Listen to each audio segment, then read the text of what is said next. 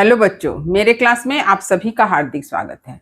आज हम लोग एक कविता पढ़ रहे हैं जिसका शीर्षक है उम्मीद और कवि हैं अरुण कमल जी।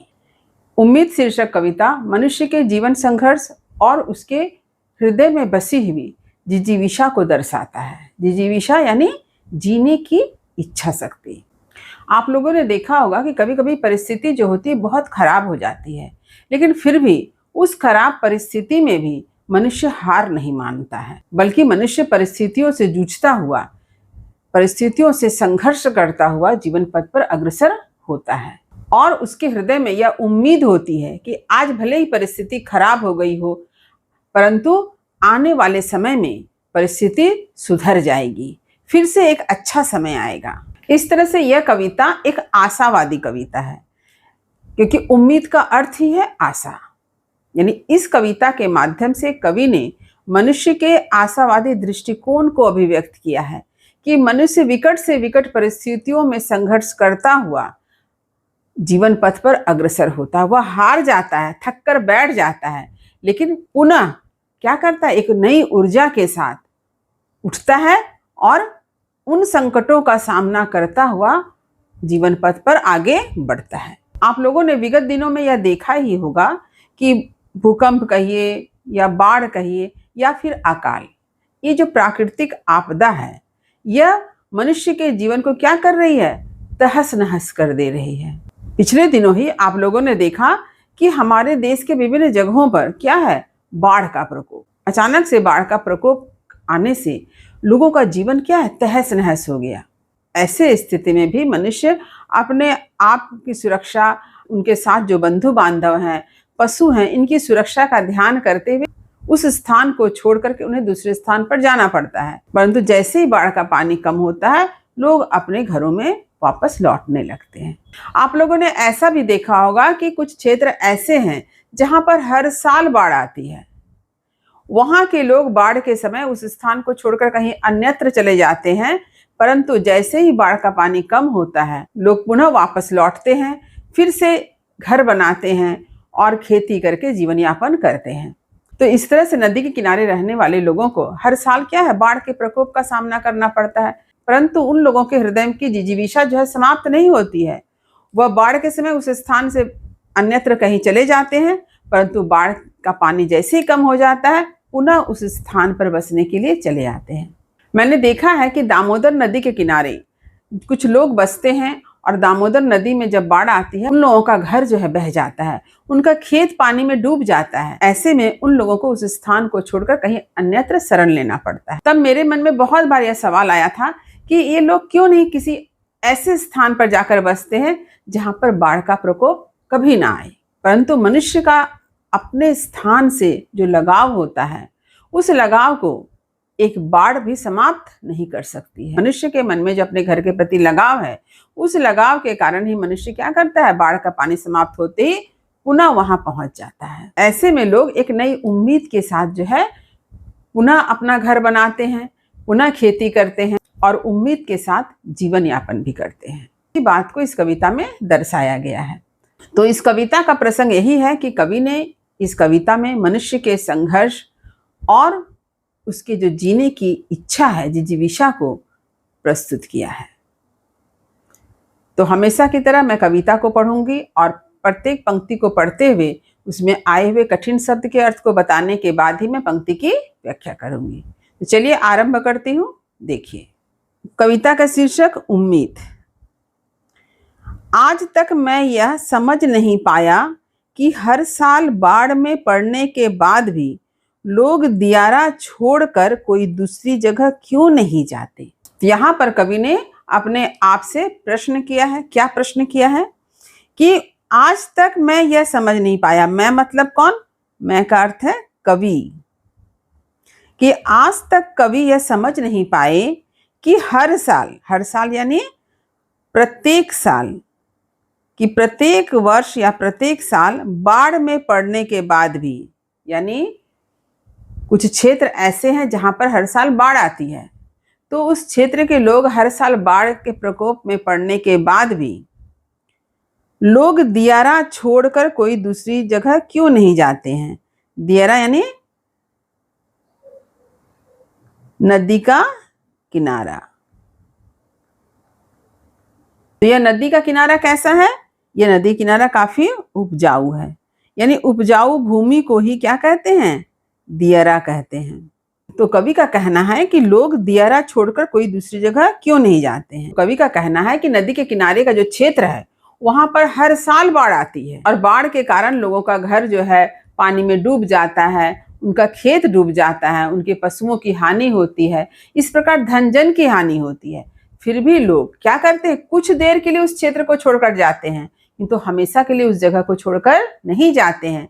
इस बात को देखकर लेखक को बड़ा ही आश्चर्य होता है और वे अपने आप से यह सवाल करते हैं। कवि के मन में यह सवाल उठता है कि ये लोग किसी सुरक्षित स्थान पर हमेशा के लिए बसने क्यों नहीं चले जाते हैं? ये बार बार पुनः उसी स्थान पर आकर क्यों बसते हैं जहां पर हर साल बाढ़ का प्रकोप आता है, बाढ़ से उन्हें अत्यंत हानि पहुंचती है, फिर भी लोग उस स्थान को छोड़ना नहीं चाहते हैं। बाढ़ का पानी घटते ही पुनः लोग उसी स्थान पर आकर बसते हैं। वहीं पर लोग ईंट पत्थर लकड़ी इत्यादि के द्वारा घर का निर्माण करते हैं। तो इस तरह से यह पंक्ति हमें बतलाती है कि मनुष्य का अपने जमीन के प्रति क्या है? लगाव है, और उसके हृदय में उस जगह को ना छोड़ने की जिद भी है, जो यह साबित करती है कि मनुष्य जो है प्रकृति से हार नहीं मानती है। कुछ देर के लिए मनुष्य प्रकृति से हार कर पीछे हटता है, परंतु पुनः उस स्थान पर जा बसता है। समुद्र में आता है तूफान, तटवर्ती सारी बस्तियों को पोंछता वापस लौट जाता है। अब देखिए, अब कवि बताते हैं कि समुद्र में आता है तूफान। आप लोगों ने देखा होगा कि समुद्र में क्या तूफान आता है। तो समुद्र का तूफान के कारण क्या होता है? तटवर्ती यानी समुद्र के किनारे जो बसे हुए जो गांव हैं वह उजड़ जाते हैं। तो समुद्र में तूफान आने से क्या होता है? समुद्र के तटवर्ती इलाके में जो बस्तियां हैं, जो गांव है, वह सब कुछ उजड़ जाता है। और तूफान क्या है? वापस लौट जाता है। यानी समुद्र में उठने वाले तूफान समुद्र के किनारे बसे हुए बस्ती गांव को क्या कहे? उजाड़ करके वापस लौट जाता है। तो यहाँ बस्तियों का अर्थ क्या हो गया? गांव, और पोंछता मतलब उजाड़ता हुआ, वापस लौट जाता है, और दूसरे ही दिन तट पर फिर बस जाते हैं गांव। और कवि कहते हैं कि तूफान ने आकर पूरे गांव को नष्ट कर दिया, उजाड़ दिया, और जब तूफान चले जाते हैं, तूफान के जाते ही पुनः तटवर्ती इलाकों में क्या होता है? गांव बस जाते हैं।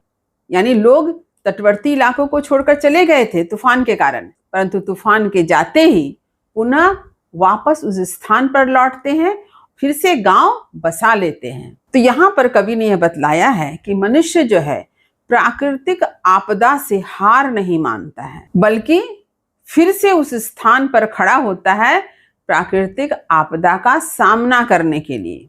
आप लोगों ने हरिवंश राय बच्चन जी की कविता पढ़ी ही है, नीड़ का निर्माण फिर नेह का आह्वान फिर। यानी पक्षी जो है बार बार घोंसला के टूटने पर भी घोंसला बनाना छोड़ता नहीं है। क्यों नहीं छोड़ता है? क्योंकि पक्षी का अपने घोंसला के प्रति लगाव है। ठीक इसी तरह से मनुष्य के मन में भी अपने घर के प्रति लगाव है, उस जमीन के प्रति लगाव है जहां पर उसका घर बना हुआ है। यही कारण है कि तूफान आने पर लोग उस जगह को छोड़कर चले जाते हैं, परंतु उस स्थान से लगाव होने के कारण वापस वहां पहुंचते हैं और अपना घर बनाते हैं। तो यहाँ पर कवि ने बतलाना चाहा है कि जिस तरह से हम देख रहे हैं कि प्राकृतिक आपदा जैसे बाढ़ है, तूफान है, ये मनुष्य के जीवन को तहस नहस करती है, ठीक उसी तरह से हम मनुष्य के जीवन में भी बहुत सारी मुसीबतों और संकटों का आगमन इस तरह से होता है कि वह मनुष्य को तहस नहस कर देती है। लेकिन ऐसे में मनुष्य को क्या करना चाहिए? उन मुसीबतों और संकटों का सामना करना चाहिए। अगर इन मुसीबतों और संकटों का सामना नहीं करेंगे तो क्या होगा? मनुष्य हार जाएगा, वह जीवन पथ पर कभी अग्रसर नहीं हो सकेगा, वह अपना एक सुखद भविष्य का निर्माण नहीं कर पाएगा। तो कवि ने बतलाना चाहा है कि मनुष्य को क्या करना है? मुसीबत आने पर हो सकता है थोड़ी तकलीफ हो, लेकिन उन तकलीफों को भूलकर मनुष्य को अपने आप को तैयार करना होगा आने वाले मुसीबतों का सामना करने के लिए, क्योंकि मुसीबत जो है वह तो आके ही रहेगी, आपको उसका डटकर सामना करना है। आप हार मान लेंगे तो जीवन पथ पर कभी आगे नहीं बढ़ पाएंगे, आप कभी तरक्की नहीं कर पाएंगे। लेकिन यदि आप मुसीबतों का सामना करते हैं तो आप देखेंगे कि ये मुसीबत एक दिन समाप्त हो जाएगी, आपका जीवन जो है सुखमय होगा। जिस तरह से देखिए प्रकृति क्या करती है, अपने आप को सजाती संवारती है। बाढ़ का पानी कम हो जाता है, तूफान चले जाते हैं और फिर प्रकृति एक नए रूप में हमारे सामने आती है। तो मनुष्य को भी ऐसे ही होना पड़ेगा। मनुष्य को भी अपने जीवन में आने वाली विपत्तियों का सामना करना होगा, प्रकृति की भांति अपने जीवन को सजाना और संवारना होगा। आप लोगों ने देखा होगा कि जापान में कितने भूकंप आते हैं, फिर भी क्या जापान के लोग उस स्थान को छोड़कर भाग जाते हैं? नहीं भागते हैं, बल्कि एक नए उत्साह के साथ, नई उम्मीद के साथ पुनः वहां पर अपना घर बनाते हैं और जीवन यापन करते हैं। तो ये कविता जो है हमें परिस्थितियों से लड़ने की सीख देती है। जीवन में संकट का आना अवश्यंभावी है, परंतु हमें हारना नहीं है, हमें संकटों का सामना करना है। अब देखिए, क्यों नहीं चले जाते ये लोग कहीं और? तो कवि के मन में सवाल उठता है कि इतनी मुसीबतों का सामना करने पर भी ये लोग जो हैं अपने जगह से कहीं दूर सुरक्षित स्थान पर हमेशा के लिए बसने नहीं जाते हैं। कुछ दिन के लिए बसने जाते हैं, परंतु हमेशा के लिए नहीं। वे क्या करते हैं, जैसी ही परिस्थितियां थोड़ी सुधरती है वे अपने मूल जगह पर वापस आ जाते हैं, फिर से घर का निर्माण करते हैं और एक बस्ती बसा लेते हैं। तो लेखक को बड़ा आश्चर्य लगता है। यह आश्चर्य तो आप लोगों को भी लगता होगा, मेरे मन में भी बड़ा आश्चर्य होता था। जब मैं बीएड कर रही थी तब मेरी एक सहेली ऐसे ही एक इलाके की थी, समुद्र के किनारे, वहीं पर उसका घर था और उसने ही बताया था कि ज्वार भाटा का जब समय आता है तो क्या होता है, एक बार समुद्र का पानी काफी चढ़ जाता है, तो ऐसे समय में समुद्र का पानी उसके घर तक आ जाता था, फिर भी उनका परिवार जो है वहीं रहता था। और इन घटनाओं को सुनकर ही मनुष्य की अदम्य जीवनी शक्ति का हमें एहसास होता है। हर साल पड़ता है मुआर, हरियरी की खोज में चलते हुए गांवों के खूर धरती की फाट में फंस जाते हैं, फिर भी कौन इंतजार में आदमी बैठा रहता है द्वार पर। तो पहले कवि ने बाढ़ का उल्लेख किया, फिर समुद्र में उठने वाले तूफान का उल्लेख किया, अब कवि सूखा यानी अकाल के बारे में बताते हैं। तो मुआर का अर्थ क्या है? मुआर का अर्थ है सूखा। तो कवि का कहना है कि कभी कभी ऐसा देखा जाता है कि किसी क्षेत्र में, किसी गांव में क्या है, सूखा पड़ जाता है, अकाल पड़ जाता है। और क्या होता है, हरियरी की खोज में। हरियरी का अर्थ क्या होता है? हरियाली। तात्पर्य है कि यदि सूखा पड़ जाएगा तो यानी हरियाली नहीं है। तो ऐसे स्थिति में लोग क्या करते हैं, हरियाली की खोज में यानी पानी की खोज में, क्योंकि जहां पानी होगा वहीं हरियाली होगी। तो पानी की खोज में क्या करते हैं लोग, इधर उधर भटकते हैं और खोज में चलते हुए, और पानी की खोज में, हरियाली की खोज में क्या होता है, गौओं के खूर। गौ मतलब गाय, खूर कहा जाता है पैर का एकदम निचला हिस्सा। धरती की फाट में, और फाट का क्या अर्थ है, फाट का अर्थ है दरार। यानी जब सूखा पड़ता है तो धरती फट जाती है, यानी धरती पर दरार पड़ जाती है। तो क्या होता है, गायें जब चलती है पानी की खोज में, हरियाली की खोज में, तो उसके जो पैर का निचला हिस्सा खूर है वह क्या होता, धरती के दरार में फंस जाते हैं। लेकिन फिर भी गाय क्या रुकती है? नहीं रुकती। यदि गाय उस दरार के कारण चलना बंद कर दे, वहीं रुक जाए, तो गाय को कभी जल ही नहीं मिलेगा, गाय वहीं भूखे प्यासे मर जाएगी। तो मनुष्य के लिए भी यही कहा जा रहा है कि मनुष्य के जीवन में भी जब मुसीबत की दरार आती है तो मनुष्य को रुकना नहीं है, क्योंकि अगर मनुष्य उस मुसीबत में उलझ कर रह जाएगा तो मनुष्य का जीवन समाप्त हो जाएगा, वह कभी जीवन में तरक्की नहीं कर पाएगा, कभी जीवन में आगे नहीं बढ़ पाएगा। तो यहाँ पर कवि ने धरती की दरार में फंसे गाय के खुर के माध्यम से इस सत्य को बतलाना चाहा है कि जिस तरह से धरती की दरार में गाय का जो पैर का निचला हिस्सा खुर फंसता है, फिर भी गाय रुकती नहीं है, वह अपने पैर को वहां से निकालकर आगे बढ़ती है, हरियाली की खोज में, ठीक उसी तरह से मनुष्य को भी मुसीबतों में फंसना नहीं है, बल्कि मुसीबत का सामना करना है और जीवन पथ पर आगे बढ़ना है। क्योंकि आप सभी जानते हैं, चलना ही जीवन है, जीवन चलने का नाम है और रुकना मौत है। तो यह पंक्ति प्राकृतिक आपदाओं के बीच जीवों के संघर्ष की बात बतलाती है, जीवों के संघर्ष की कथा बतलाती है कि मनुष्य के जीवन में जितनी भी मुसीबत आए, मनुष्य को निरंतर आगे बढ़ना होगा। और दरार क्या है? दरार है हमारे जीवन में आने वाली मुसीबत, हमारे जीवन में आने वाली बाधाएं। यहाँ पर जो कहा गया है कि फिर भी कौन इंतजार में आदमी बैठा रहता है द्वार पर। कवि का कहना है, ऐसे विकट स्थिति में भी कौन ऐसा व्यक्ति है जो दरवाजे पर बैठा इंतजार कर रहा है, किस बात का? कि मुसीबत कब समाप्त होगी। ऐसा व्यक्ति इस उम्मीद से है, शायद हालात सुधरेंगे, शायद परिस्थिति बदल जाएगी। कल भी आएगी बाढ़, कल भी आएगा तूफान, कल भी पड़ेगा अकाल, आज तक मैं समझ नहीं पाया। कवि कहते हैं कि प्राकृतिक आपदाओं का सिलसिला हमेशा चलता रहा है, चलता रहेगा। यानी कल, यानी आने वाले समय में क्या होगा?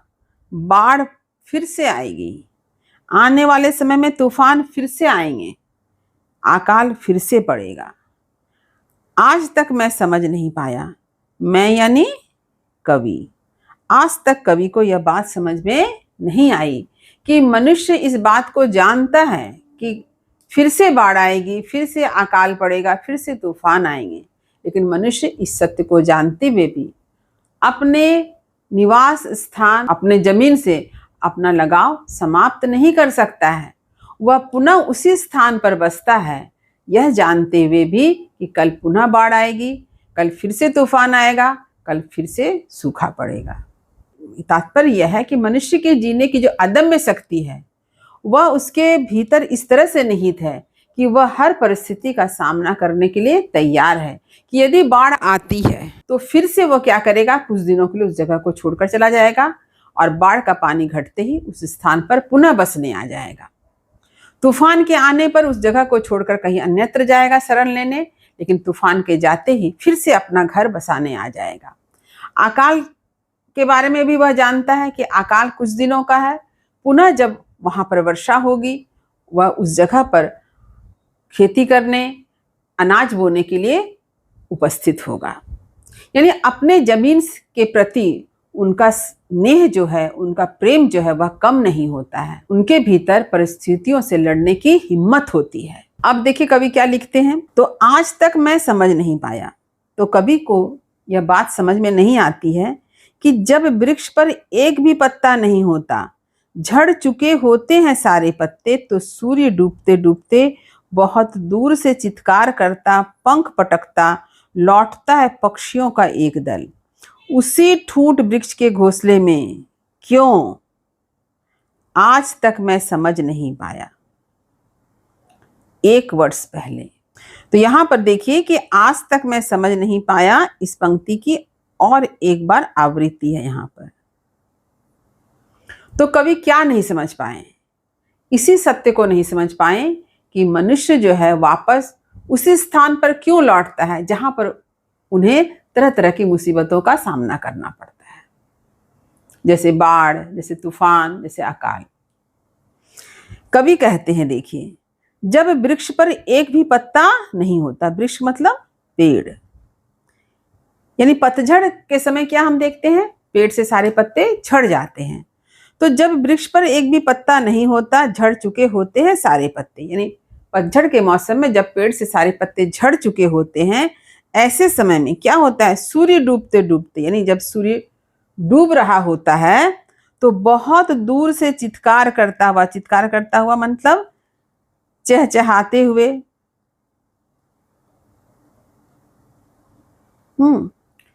या शोरगुल करते हुए, चित्कार माने चिल्लाते हुए, पंख पटकता माने पंख को फड़फड़ाते हुए।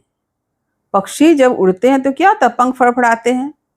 तो पंख फड़फड़ाते हुए लौटता है पक्षियों का एक दल। दल का अर्थ होता है समूह।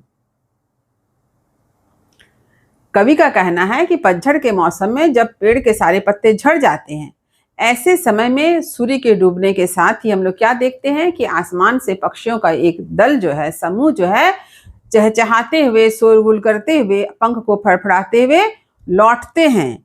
कहाँ? उस ठूंठ वृक्ष के घोंसलों में। ठूंठ मतलब वो जो सूखा वृक्ष है, ठूंठ हो गया है, उस ठूंठ वृक्ष के घोंसलों में, यानी जिस पेड़ पर पक्षियों ने अपना घोंसला बनाया है उस पेड़ के तो सारे पत्ते झड़ चुके हैं, इसलिए वो पेड़ कैसा हो गया? ठूंठ हो गया है। फिर भी पक्षी जो है शाम के समय सूरज के डूबने के साथ ही क्या करता है? पंख फड़फड़ाते हुए, चित्कार करते हुए उस पेड़ के घोंसले में ही लौटता है। वह कहीं अन्यत्र नहीं जाता है, उसी सूखे पेड़ पर बने हुए घोंसले में आता है। क्यों?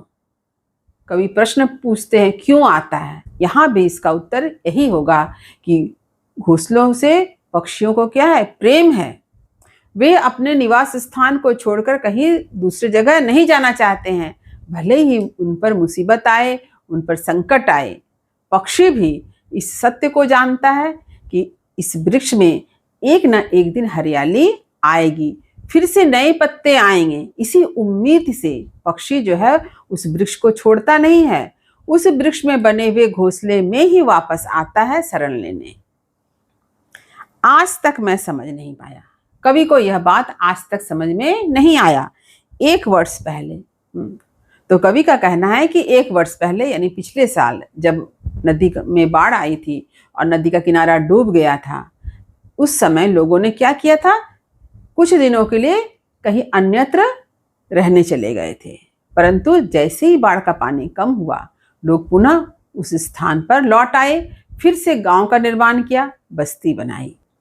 ठीक यही बात समुद्र में उठने वाले तूफान से होने वाले विनाश, अकाल से होने वाले विनाश के बाद हम लोगों में भी देखते हैं कि वे जगह को छोड़कर कुछ दिनों के लिए कहीं दूर चले जाते हैं, लेकिन परिस्थिति के सुधरते ही वापस उस स्थान पर बसने चले आते हैं। कवि को यह बात समझ में नहीं आती है कि पिछले साल ऐसी घटनाएं घटित हुई तो फिर ये लोग उस स्थान पर फिर से मुसीबतों का सामना करने, संकटों का सामना करने के लिए क्यों बस गए हैं? तो इसका उत्तर यही है कि लोगों का अपने जमीन के प्रति क्या है?